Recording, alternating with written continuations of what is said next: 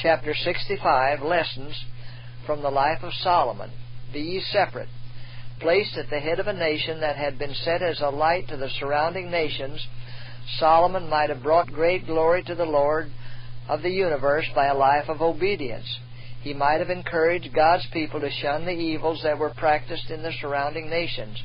He might have used his God-given wisdom and power of influence in organizing and directing a great missionary movement for the enlightenment of those who were ignorant of God and of His truth. Thus multitudes might have been won to an allegiance to the King of Kings. Satan well knew the results that would attend obedience, and during the earlier years of Solomon's reign, years glorious because of the wisdom, the beneficence, and the uprightness of the king, he sought to bring in influences that would insidiously undermine Solomon's loyalty to principle and cause him to separate from God.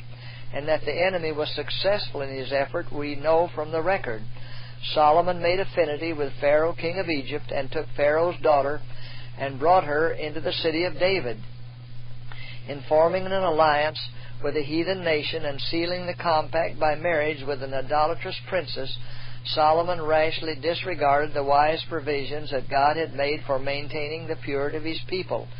The hope that this Egyptian wife might be converted was but a feeble excuse for the sin. In violation of a direct command to remain separate from other nations, the king united his strength with the arm of flesh. For a time, God in His compassionate mercy overruled this terrible mistake. Solomon's wife was converted, and the king, by a wise course, might have done much to check the evil forces that his imprudence had set in operation.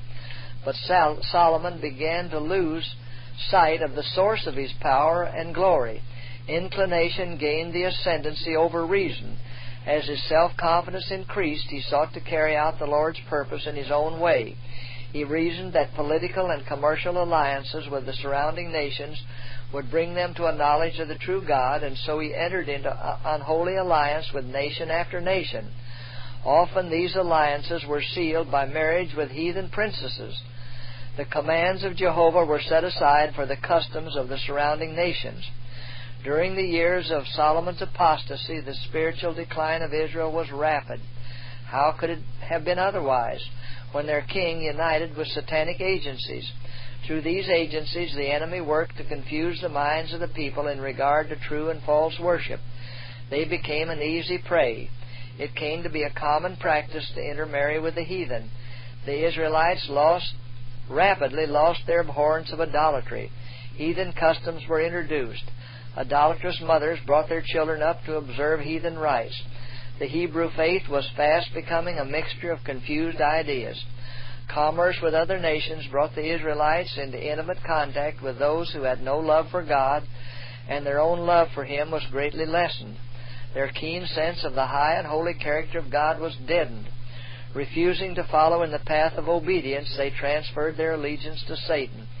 The enemy rejoiced in his success in effacing the divine image from the minds of the people that God had chosen as His representatives. Through intermarriage with idolaters and constant association with them, Satan brought about that for which he had long been working, a national apostasy. Unscriptural alliances. The Lord desires His servants to preserve their holy and peculiar character. Be ye not unequally yoked together with unbelievers, is His command. For what fellowship hath righteousness with unrighteousness, and what communion hath light with darkness? And what concord hath Christ with Belial? Or what part hath he that believeth with an infidel? And what agreement hath the temple of God with idols? For ye are the temple of the living God. As God has said, I will dwell in them and walk in them, and I will be their God, and they shall be my people. Wherefore come out from among them, and be ye separate, saith the Lord, and touch not the unclean thing, and I will receive you, and will be a father unto you, and ye shall be my sons and daughters, saith the Lord Almighty. Never was there a time in earth's history when this warning was more appropriate than at the present time.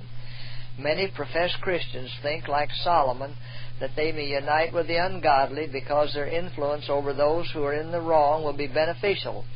But too often they themselves, entrapped and overcome, yield their sacred faith, sacrifice principle, and separate themselves from God. One false step leads to another, till at last they place themselves where they cannot hope to break the chains that bind them.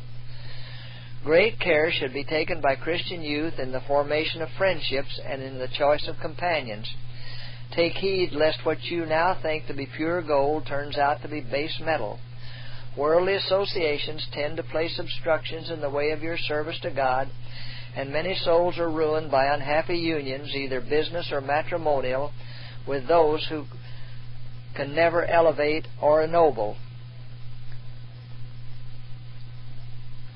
Never should God's people venture upon forbidden ground. Marriage between believers and unbelievers is forbidden by God, but too often the unconverted heart follows its own desires, and marriages unsanctioned by God are formed. Because of this, many men and women are without hope and without God in the world. Their noble aspirations are dead. By a chain of circumstances, they are held in Satan's net.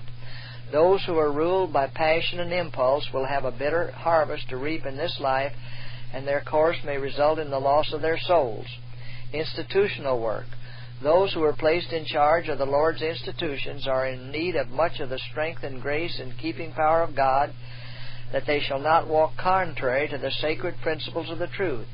Many are very dull of comprehension in regard to their obligation to preserve the truth in its purity, uncontaminated by one vestige of error. Their danger is in holding the truth in light esteem, thus leaving upon minds the impression that it is of little consequence what we believe, if by carrying out plans of human devising we can exalt ourselves before the world as holding a superior position, as occupying the highest seat.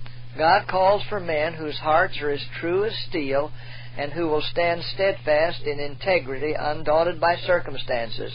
He calls for men who will remain separate from the enemies of the truth.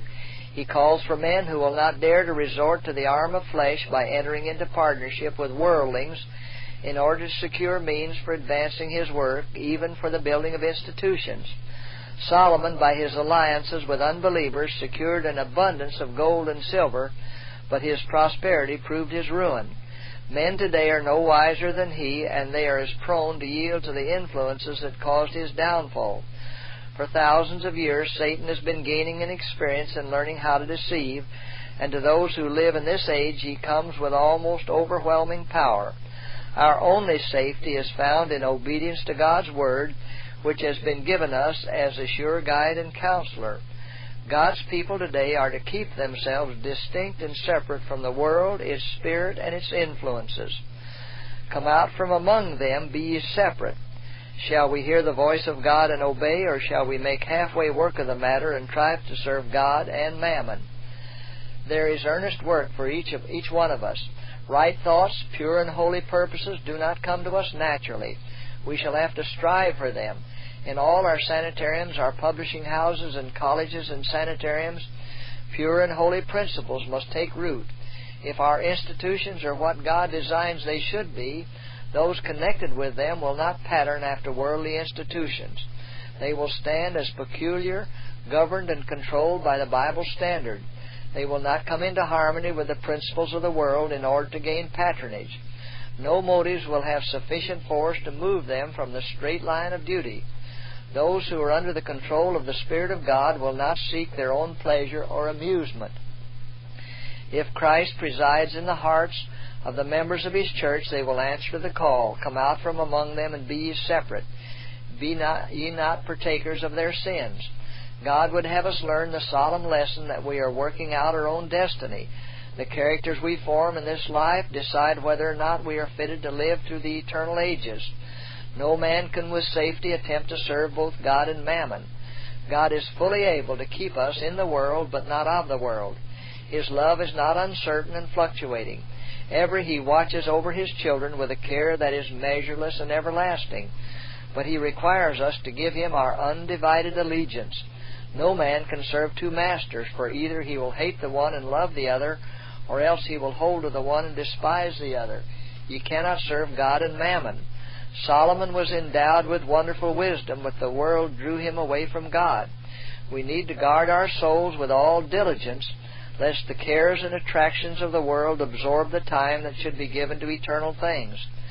God warned Solomon of his danger, and today He warns us not to imperil our souls by affinity with the world. Come out from among them, He pleads,